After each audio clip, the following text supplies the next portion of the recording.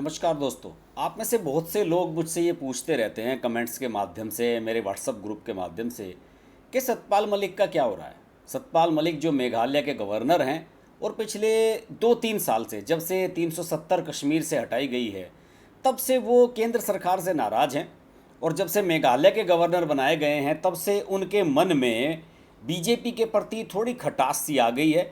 और उनकी बातें जो होती हैं वो इस तरह की होती हैं कि जो बीजेपी के हाई कमान को चुभती रहे।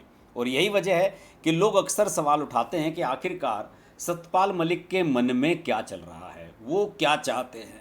आज के इस वीडियो में आपको मैं सारा कुछ बताने जा रहा हूँ कि सतपाल मलिक के मन में क्या चल रहा है, वो क्या चाहते हैं और असल में बीजेपी के साथ उनके संबंधों के खटास के पीछे वजह क्या है, मैं बताता हूँ आपको। पहले इसके लिए इनकी थोड़ी सी बैकग्राउंड जान लीजिए, आपको मैं बता देता हूँ। और सतपाल मलिक आज के नहीं है साहब, 1946 की पैदाइश है सतपाल मलिक की। और आपको मैं बता दूँ कि इनकी जो स्थिति है फ़िलहाल, ये 18 अगस्त 2020 से मेघालय के गवर्नर हैं। उससे पहले ये 18 अगस्त तक ये गोवा के गवर्नर थे 3 नवंबर 2019 से। फिर उससे पहले ये जम्मू कश्मीर के गवर्नर थे 370 हटने से पहले। वहाँ पर ये गवर्नर रहे 23 अगस्त 2018 से 30 अक्टूबर 2019 तक। इससे पहले 30 सितंबर 2017 से 21 अगस्त 2018 तक ये बिहार के गवर्नर थे। और 21 मार्च से 28 मई 2018 के बीच इन पर उड़ीसा का भी अतिरिक्त चार्ज रहा। यानी कि आप ये समझ सकते हैं कि 30 सितंबर 2017 से और आज तक ये लगातार गवर्नर के प्रोफाइल में है।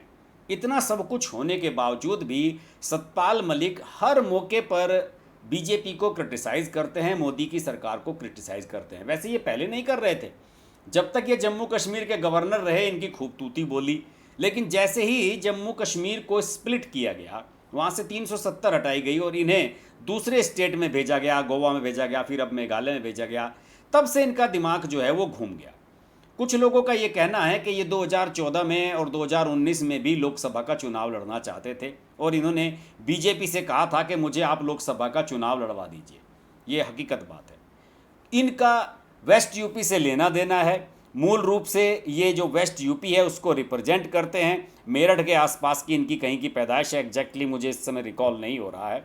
और इन्होंने कई बार लोकसभा में और राज्यसभा में भी प्रतिनिधित्व किया है। इन्होंने अपने कैरियर की शुरुआत चौधरी चरण सिंह के साथ की थी। चौधरी चरण सिंह ने पार्टी बनाई थी बीकेडी 70s, अर्ली 70s में। तो 1974 से 77 तक ये बागपत सीट से विधायक रहे थे बीकेडी के टिकट पर। और बागपत सीट आरएलडी का गढ़ मानी जाती है। एक जाट कम्युनिटी से आते हैं ये बागपत के हिसावदा विलेज में। हालांकि ये पहले मेरठ जिले का ही हिस्सा हुआ करता था, लेकिन हिसावदा गांव बाद में चला गया। बागपत जब जिला इसमें से अलग होकर बना। मेरठ कॉलेज के पढ़े हुए हैं, वेस्ट यूपी की राजनीति से आते हैं, छात्र राजनीति से आए। फिर 1980 से 1989 तक ये उत्तर प्रदेश से ही राज्यसभा मेंबर रहे। 1989 में ये जनता दल में चले गए। चरण सिंह के साथ इनकी खटपट हो गई और जनता दल में चले गए। 1989 से 91 तक ये अलीगढ़ से जनता दल के टिकट में लोकसभा के सांसद रहे। फिर इसके बाद इन्होंने 1996 में सपा के टिकट पर अलीगढ़ से लोकसभा का चुनाव लड़ा और वहाँ से हार गए। चौथे स्थान पर रहे, केवल 40,000 वोट उन्हें वहाँ पर मिले थे। 2012 में फिर इसके बाद ये बीजेपी में आ जाते हैं और इन्हें राष्ट्रीय उपाध्यक्ष बना दिया जाता है बीजेपी में। एक बड़ा पद के साहब, हमें असल में उस समय बीजेपी को ज़रूरत थी वेस्ट यूपी में किसी जाट फेस की। तब तक डॉक्टर संजीव बालियान नहीं आए थे। उस समय अजीत सिंह के सामने बीजेपी चाह रही थी किसी जाट नेता को खड़ा किया जाए वेस्ट यूपी में। और अजीत सिंह के साथ उनका ही कोई पुराना साथी, चरण सिंह के बेटे हैं अजीत सिंह, उनके साथ भी इन्होंने कुछ समय काम किया। तो उन्हें लगा बीजेपी वालों को कि इन्हें ले लेते हैं। उस समय बीजेपी का धंधा वैसे भी यूपी में बहुत मंदा चल रहा था, तो इन्हें ले लिया गया और पार्टी में इन्हें राष्ट्रीय उपाध्यक्ष बनाया गया। लेकिन 2012 से और 2017 तक इन्हें कोई चुनाव लड़ने का मौका नहीं मिला और एक फ्रस्ट्रेशन इनके अंदर डेवलप होने लगी। यही वजह है कि सतपाल मलिक लगातार बीजेपी से नाराज़ हैं। और इनकी नाराज़गी तब सही मायनों में सामने आई जब जम्मू कश्मीर से इन्हें गोवा और मेघालय जैसे छोटे स्टेट का गवर्नर बनाया गया। इन्हें लग रहा था कि मुझे कुछ बड़ा पद दिया जाएगा, मुझे राज्यसभा में भेजा जाएगा, कुछ ऐसी चीज़ें रही इनके मन में। और तभी से इनके मन में खटास आई। पहले कृषि कानूनों के मुद्दे पर उन्होंने लगातार बोलना शुरू किया। इसके अलावा बहुत सारे मुद्दों पर ये बीजेपी के खिलाफ बोलते रहे हैं लंबे समय से। अब बताता हूँ आने वाले समय की स्थिति। ज़्यादा इनकी बैकग्राउंड के बारे में नहीं बताऊँगा। आने वाले समय में ये आरएलडी ज्वाइन करने जा रहे हैं आगामी 3 अक्टूबर को। 3 अक्टूबर को शामली जिला है वेस्ट यूपी का, वहाँ पर राष्ट्रीय जनता दल राष्ट्रीय लोक दल जो जयंत चौधरी वाली पार्टी है, राष्ट्रीय लोक दल की एक बड़ी रैली होने जा रही है। वहाँ पर किसान सम्मान रैली कुछ इस तरह का उसका आयोजन किया जा रहा है और उसमें ये शिरकत लेंगे और वहीं पर विधिवत रूप से ये आरएलडी ज्वाइन करने का ऐलान कर देंगे। उस रैली में मैं आपको बताऊं कि जयंत चौधरी भी खुद अतिथि होंगे, लेकिन मुख्य अतिथि इनको बनाया गया है। आप सब जानते ही हैं कि जयंत चौधरी का समाजवादी पार्टी के साथ टाई अप है और समाजवादी पार्टी ने अपने सहयोग से उन्हें अभी कुछ ही समय पहले राज्यसभा में भी भेजा है। तो आने वाले समय में जयंत का कहना है कि हम लोकसभा का चुनाव भी लड़ने जा रहे हैं सपा के साथ गठबंधन में। और ये चर्चा है कि जो कैराना लोकसभा सीट है वेस्ट यूपी की, वो आरएलडी के खाते में आ रही है और उस कैराना लोकसभा सीट से चर्चा है कि सतपाल मलिक चुनाव लड़ सकते हैं और शामली कैराना लोकसभा सीट का हिस्सा है, तो इसीलिए वहाँ इन्हें ज्वाइन कराया जा रहा है। लेकिन आसान नहीं होगा इनकी ज्वाइनिंग, इनका गठबंधन आसान नहीं होगा।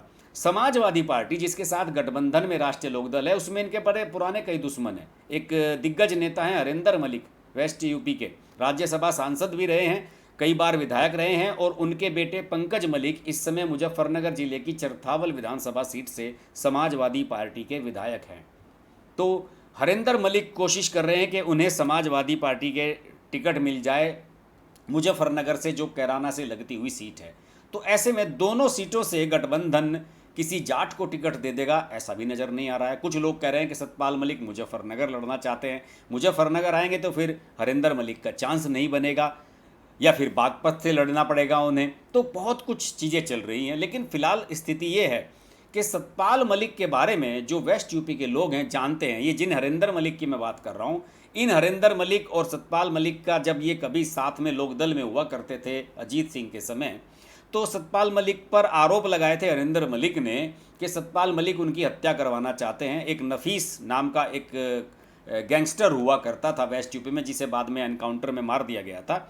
नफीस नाम के उस गैंगस्टर ने आरएलडी ज्वाइन कर ली थी और हरिंदर मलिक ने साफ तौर पर यह कहा था कि सतपाल मलिक ने उस गैंगस्टर को आरएलडी ज्वाइन करवाई है और वो मेरी हत्या कर सकते हैं। तो इनका जो पुराना रिकॉर्ड है ज़्यादा बढ़िया नहीं है। वेस्ट यूपी में अगर ये आरएलडी को ज्वाइन करेंगे तो इनके पुराने दुश्मन बिलों से निकलकर बाहर आने वाले हैं और इनके लिए काम आसान नहीं रहने देंगे। लेकिन इतना तय है, चर्चा तो ये भी है, मुझे एग्जैक्ट जानकारी नहीं है कि चर्चा तो ये भी है कि 4 अक्टूबर को इनका राज्यपाल का जो कार्यकाल है वो ख़त्म होने जा रहा है और इसी वजह से इन्हें चुनाव लड़ने की जल्दी है और ये पार्टी ज्वाइन करना चाहते हैं राष्ट्रीय लोकदल। इसके अलावा कोई और पार्टी ने लेगी भी नहीं। कांग्रेस में इनका कुछ होने वाला नहीं है, समाजवादी पार्टी में इनकी एंट्री बहुत मुश्किल है और ले देकर आरएलडी ही बचती है। और आरएलडी में भी बताऊं मैं, चौधरी चरण सिंह जब जेल चले गए थे इमरजेंसी में, तो उस समय इन्होंने कुछ काम नहीं किया था चौधरी चरण सिंह के लिए, और चौधरी चरण सिंह ने इसलिए इनको पार्टी से बाहर का रास्ता दिखाया था कि यार मैं तो अंदर आ गया हूँ, कम से कम तुम तो लोगों को मोटिवेट करते रहो, लोगों से जुड़े रहो। और उस समय इन पर अनुशासनहीनता के भी आरोप लगे थे। तो ये आरएलडी के लिए भी कोई मुफीद नहीं साबित होंगे। पहले चरण सिंह को धोखा दे चुके हैं, फिर उसके बाद अजीत सिंह के समय में धोखा दे चुके हैं, समाजवादी पार्टी में चले गए थे। तो आप समझ सकते हैं कि इनका बैकग्राउंड क्या रहा है। अब जयंत चौधरी इन्हें क्या सोच कर ला रहे हैं, जयंत चौधरी को इनके अंदर क्या नज़र आ रहा है, तो आने वाला समय ही बताएगा। लेकिन आपको मैं बता दूं कि सतपाल मलिक ने सक्रिय राजनीति में आने का फैसला कर लिया है। और चूंकि बीजेपी में उन्हें ना 2014 में टिकट मिला, ना 2019 में टिकट मिला, और ये लोगों से ये भी कह रहे हैं कि मुझे आप उपराष्ट्रपति बनने की भी ऑफ़र दी गई थी, लेकिन मैं उपराष्ट्रपति नहीं बना। और किसानों के बीच आकर शायद यही बात वो कहने वाले हैं। देखते हैं 3 अक्टूबर को क्या कहानी होती है। और सतपाल मलिक के बारे में आगे भी मैं अपडेट देता रहूँगा। अगर आपको ये वीडियो अच्छा लगे तो इस वीडियो को लाइक कीजिएगा, शेयर कीजिएगा, चैनल को सब्सक्राइब जरूर कर लीजिएगा। और अगले वीडियो में आपसे फिर मुलाकात होगी, तब तक के लिए नमस्कार।